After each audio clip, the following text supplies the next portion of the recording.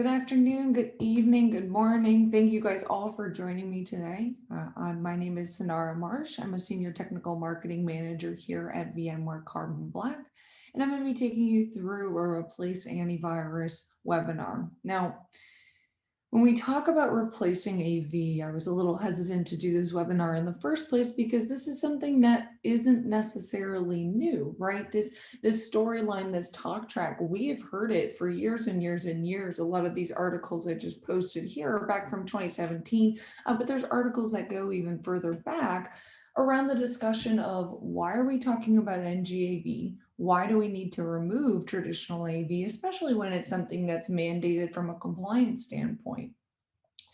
And so along the lines of this, right, you've heard the marketing conversation, you've seen data points around why traditional AV is failing because it's not a new conversation. So I wanted to boil this down into a conversation around the 5 reasons I think today we need to replace traditional AV, right? It's something that we're evolving in terms of our threat landscape, but also, especially because of this pandemic, we're seeing a new landscape within our own organizations, right? We're more distributed. So what kind of risk does that bring to us? So I'm going to start with the 5 reasons why I think you should replace traditional antivirus. And then I'm going to go into how you can do so, just a guided step through process of what you can do to actually remove that traditional antivirus if you so choose. So I wanted to start off the conversation with something simple, right? Something along the lines of what we've heard in the past. So these first 2 points will be very similar to what we've seen. But one of the biggest reasons I think we need to start replacing traditional antivirus is simply because of end user performance. Traditional AV is something that we are familiar, is very heavy in terms of resource utilization. And when we talk about NGAV, we typically see buzzwords like lightweight, right? You need to ensure that it's low impact.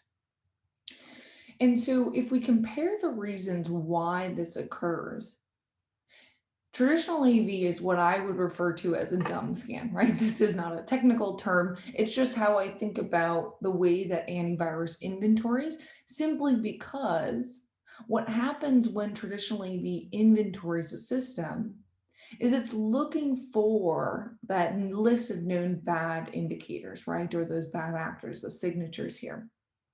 And so what happens is every time you are scheduling a scan, whether that's daily, weekly, monthly, whatever your cadence is here, what happens is traditional antivirus essentially forgets everything it knew previously and will completely re-inventory your system. So think on your file servers, think even just on your end users, maybe developer systems where they've got a lot of executable content. It's something that is very heavy to have to re-inventory as opposed to maintaining a cache, which is why when you see those scans kick off, it has a very high end user impact. Now, the reason people are migrating away from traditional antivirus because of this performance concern is because NGAV, when they talk about doing scans, I think of it as in the sense of a smart scan, right? What most NGAV vendors are doing is they're creating an initial inventory, right? They go in, they will do a low and slow scan of your inventory of your system to be able to identify any pre-existing malware. But that from that point, the reason you don't have to schedule scans with NGAV is because it will maintain a real-time inventory. So anytime a new file or executable is added to that system, this NGAV will actually update that repository of known signatures or known applications that exist on that endpoint. So the reason that this ends up being a low impact is because it doesn't have to go through and do that heavy re-inventory of all of the files and executables on your system. And I think end user performance is obviously something that is a big concern for a lot of organizations, but we also have to think about the end users, right? They are calling you and they're saying, hey, something's bogging down my system. And typically we go through the troubleshooting process of disabling AV or making exclusions. And it's not necessarily the best security practice, right? Adversaries are always looking for an advantage to get access to a system, especially if you've got traditional AV that's local to your users and they have the ability to disable their protection. It's a high security risk. And this is why I think performance is one of the number one reasons that people consider moving to NGAV. Now, the second reason I've updated this around what's happening now within the pandemic. We've got several resources on the Carbon Black website that speak to the pandemic and how COVID-19 is actually impacting organizations. We also do a quarterly global threat report. And so in terms of malware sophistication, yes, we've heard the storylines of traditional AV is failing, like I mentioned. We talk about fileless versus file-based attacks. But just looking at the current landscape, what we are seeing is an increase in malware actually being very destructive to organizations. But evasion techniques is the number one things that adversaries are now deploying because they need to look like goodware. And so what we're seeing here with our different IR partners and MSSP partners is that custom malware is seen in about 50% of IR engagements or engagements in general here. Custom, the reason I point this out is because if we think back to what traditional AV is intended to do, I always think of it like an FBI's most wanted list, right? We say, hey, here are our bad guys, keep them out of my environment. Every time we schedule a scan, we're re-inventorying to identify if those bad actors have had any sort of footprints in our environment. Now, custom malware is essentially saying, hey, now the malware is wearing a wig, wearing a mustache, wearing a disguise, right? It's looking for ways to evade traditional AV in a not so sophisticated manner, I would say, right? This is something that's still deploying malware techniques, but it's evading because it doesn't have the same signature that we previously recognized it as. We're also seeing a high increase of counter IR attacks. We're seeing about 82% of instant IR engagements are actually experiencing counter IR. And the reason this is happening is because we're getting better at incident response, right? So attackers have to identify ways to obey our sophistication, right? To obey our different detection mechanisms. So what they're doing is they're going in and destroying logs. They're moving lateral. They're looking for denial of service types of entry attacks here.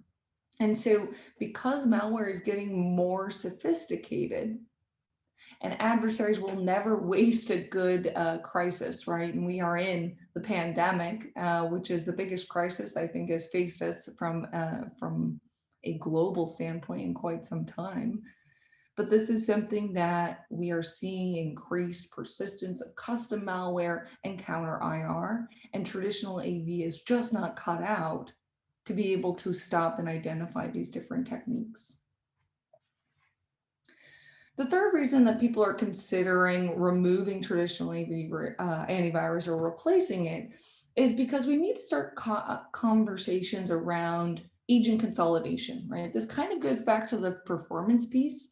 We see many vendors today or customers today are going in and using different agents for pointed solutions, right? We're continuing to experience agent fatigue, multiple different platforms. And if those platforms aren't communicating with one another, we can experience high amounts of misconfiguration and misalignment, which is one of the easiest ways for adversaries to gain initial access to your system. So we need to have the conversation of what can we do to consolidate these agents down into a single footprint and power it with big data and analytics from different contextual points, right? It's not just what is the endpoint saying, which is what traditional AV is doing. We need to start taking in telemetry from other areas so that you guys can benefit from identity related information, right? Is this user truly who they say they are? Should they get access to this particular data? What's going on at the network level? What kind of correlation do we have? And so because this is something that we want to look at agent consolidation, we also want to look at unifying context so we can make better decisions. Without this, you're going to experience poor impact, poor performance impact, as well as the potential for misconfigurations, right? We want to break down those silos, unify our information, and consolidate those agents here. The fourth point that I think that we should talk about in terms of replacing traditional antivirus is solely because, or it's based around the COVID-19 pandemic distributing us, right? I think this was a trend that we obviously were seeing in the past in terms of our workforce wanting to be more mobilized, wanting to have access to work data on their mobile devices and laptops. They need to work from wherever they are. But what we're seeing with COVID-19 is that people had to distribute almost instantly, right? Think about the education sector. This was a sector that was very understaffed, and typically from a security perspective, they were underfunded. And so what happened when COVID-19 happened is that they needed to instantly get their organization or students online and accessing information remotely, even though they didn't have the infrastructure to support it. And we saw an increase in those misconfigurations I was referencing before. People just needed to say, hey, I need to get access to this. They were passing out administrative passwords to make it as easy as possible because they had other things that they needed to worry about on their plate. This was an increasing issue and a lot going on. But we also see that this is impacting people that are using traditional antivirus, because not only do we have our employees remote, we also have our security operations center remote, or your security team if you don't have a SOC, right? And so if you're utilizing traditional AV, what a lot of times happens is that you don't have a unified console for those off-premise devices, right? If you're not VPNing in, how are you ensuring that your end users, one, haven't disabled security protection because antivirus can be tampered with? How are you ensuring that they are getting the appropriate updates to identify new strains of malware out there? And how are you actually enabling your security team to adequately detect, protect, and respond to adversarial threats, right? Do you have a central console that provides that type of telemetry and data? And so the reason, again, we're seeing people migrate to NGAV is because they need that cloud-based console so that no matter where your users are, on-prem or off-premise, one, they are getting updates where you don't have to force an update out. It's happening automatically, pushing out those new signatures. It's getting you that centralized console to access telemetry from both on and off-premise devices. So it can give you behavioral indicators and give you indicators of where security is turned on, what types of threats we're seeing. So the consideration should now become, how do we ensure that we can secure our remote workforce, especially if this is something that's going to be occurring indefinitely? Completely different talk track, but we're seeing many organizations start to announce that they're planning to work from home indefinitely. So this is something that we need to absolutely prepare for from a security standpoint. And my last point around why we need to replace traditional antivirus is because the cybersecurity skills gap is increasingly rampant, right? We see upwards of 3.5 million unfilled cyber positions projected by 2021. It's something that is increasingly a problem for organizations. And the reason that I think that NGAV will actually help in this matter is if we think about the evolution of the endpoint and what we are getting with antivirus versus NGAV. Antivirus, like I mentioned, is the FBI's most wanted list. Doesn't teach you much about your organization, doesn't give you insight into what's happening on your systems. It simply says, hey, I saw this bad actor and I removed it. That's the extent of it. And the majority of organizations have started to evolve, or security vendors have started to evolve, saying, hey, it's extremely easy for an adversary to come out with a zero-day threat. You or I could spend 10, 15 minutes online and change the signature of a file, no problem, right? And then we can bypass traditional antivirus. Google it, it's a very easy technique. Adversaries deploy it all the time. So what security vendors responded with is adding machine learning to their security solutions. Now, it still isn't teaching much about your organization, but what it's doing is it's increasing the effectiveness at the forefront, right? From a pre-execution standpoint, if we don't identify the signature from an AV perspective, what machine learning will do is it'll statically analyze the payload to say, hey, has this signature been altered? Is this truly malicious? Should we block it before we allow it to execute? Again, this increased the efficacy, but didn't teach me much about my organization. And the problem that we saw unfold here from a security perspective is that pre-execution is only increasing effectiveness, right? It's not foolproof. I always think back, machine learning is what I relate back to a spam filter, right? We still see spear phishing attacks as the #1 initial access technique to gain access to your end user systems. And that's bypassing the spam filter, right? We still get bad emails in our inbox because machine learning is not foolproof. So what again the industry responded with from an NGAV standpoint is they started to round out the technology. They said, okay, from a pre-execution standpoint, yes, we need to identify new and bad signatures and remove that from our environment. We need to statically analyze payloads to ensure that if it is something that is malicious, we're stopping it pre-execution. But then from that point, if we need to allow it to execute because we haven't been able to identify its malicious intent yet, we're now deploying techniques like artificial intelligence so that we can monitor different behavioral indicators. And we're also providing light incident EDR, right? Endpoint detection and response, so that we can start to track these behaviors in a graphical manner. So if we think about the cyber skills gap and the evolution of security of endpoint technology to NGAV, which encompasses all of these points, what we now have is a solution that can teach your administrators about abnormal. The artificial intelligence is going in there and saying, hey, here are normal behaviors, right? You can see it from an EDR standpoint. But then when the AI triggers an alert, it's typically saying, hey, this application is behaving in a way it's not meant to be, and we're going to shut down those behaviors. So closing the cybersecurity skills gap has to start with teaching your administrators about abnormal. Why not deploy a technology that can help you for numerous different reasons and help you close that skills gap? And those numerous reasons being, right, performance optimization, protection against more sophisticated attacks, agent consolidation so that we can help with agent fatigue and misconfiguration, securing a remote workforce, right, for both on and off premise devices, making sure your team has adequate visibility into what's going on your endpoints, and finally helping you reduce that skills gap.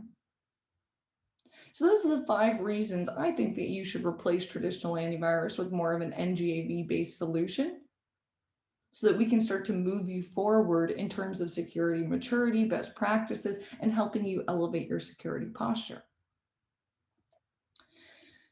Now, if we want to go through just briefly how to do so, I will probably just reference, knowing the time frame here, I will just reference the documentation. It is something that you guys can download as well. So if we go over to this PDF here, I will walk you through replacing traditional AV. So this guide is something that we can send to you. It's downloadable on our website. Feel free to search for replacing Symantec with Carbon Black.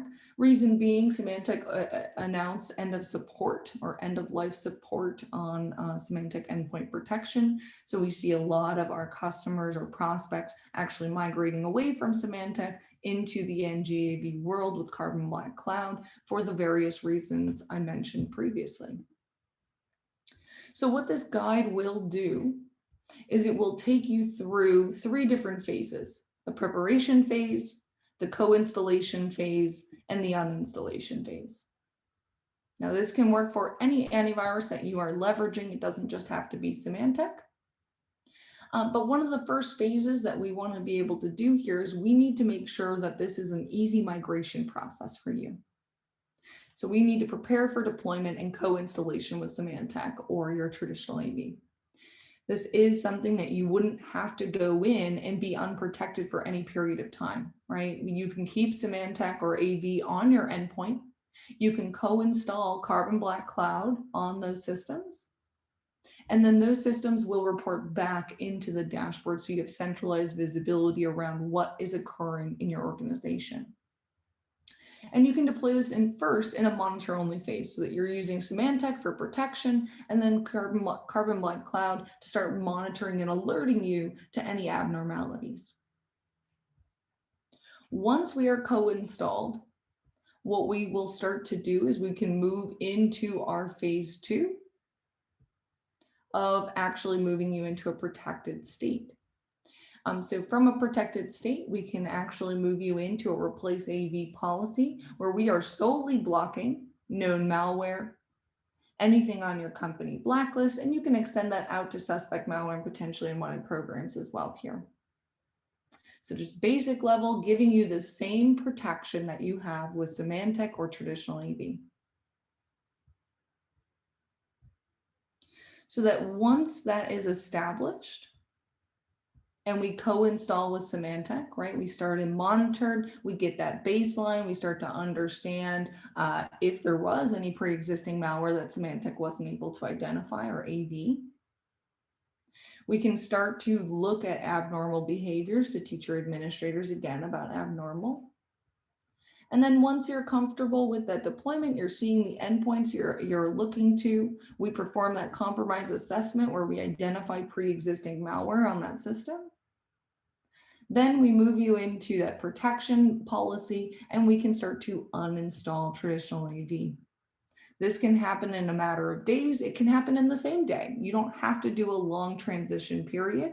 A lot of my customers have in the past taken a month prior to their renewal date, simply co-installed and started to slowly uninstall their traditional antivirus to help with the onboarding process.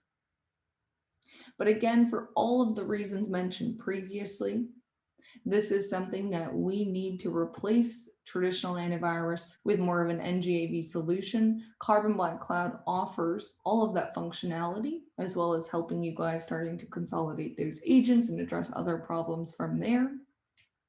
But with that, I wanted to thank you guys all for joining this webinar. Feel free to visit our website to actually download that content.